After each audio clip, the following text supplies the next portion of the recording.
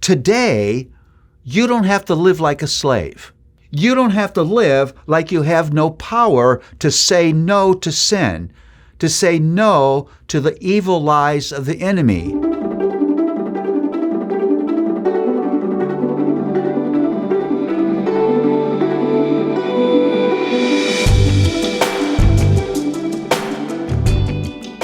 Well, I want to read for you John 8, 31 through 38.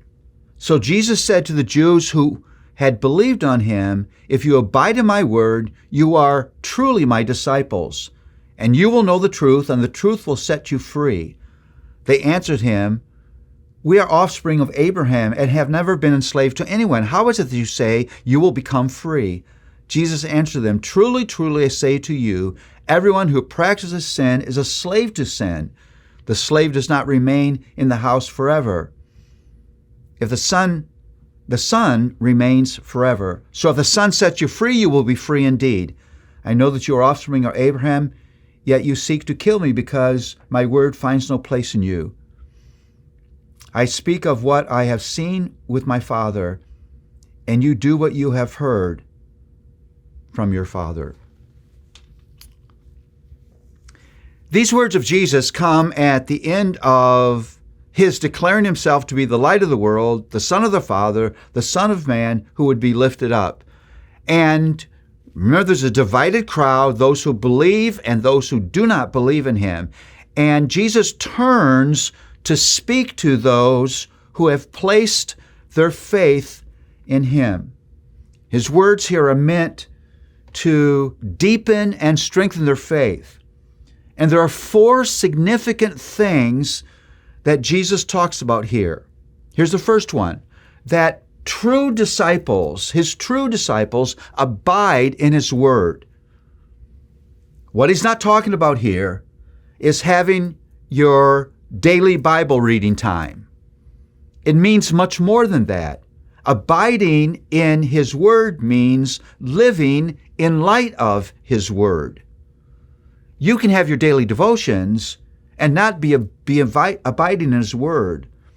Abiding is not something you do with your mind, but rather how you live your life.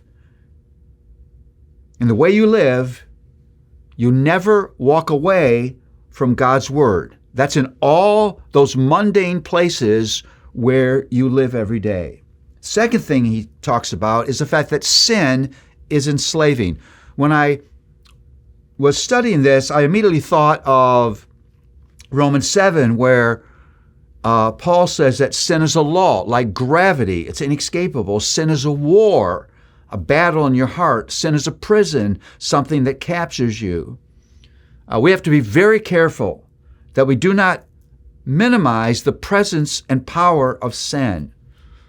And as Psalm 51 reminds us, since we are born in sin, we're never free, except for when we're liberated by the power of God's grace. Third thing Jesus says, it's the truth that sets us free. The truth about who God is and what he has done for us. The truth of the gravity of our need. The truth that freedom from the guilt of sin only comes by his grace.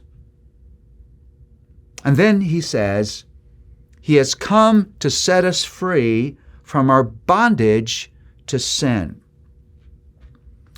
The reason for the incarnation, the life, the suffering, the death, the resurrection, the ascension of Jesus is to purchase what we could not purchase for ourselves, freedom.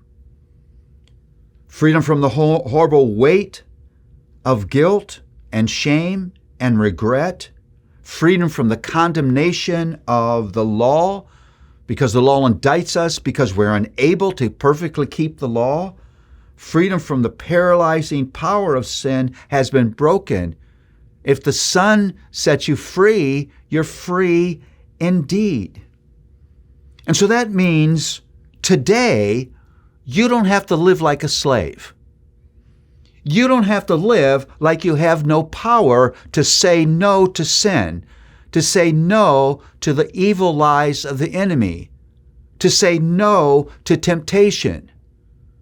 to say no to those wrong habits, to say no to secret sins that nobody knows about. You have the power to say no because you have been set free by the power of the grace of Jesus.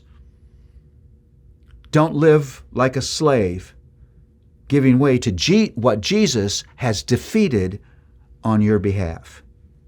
This is amazing grace.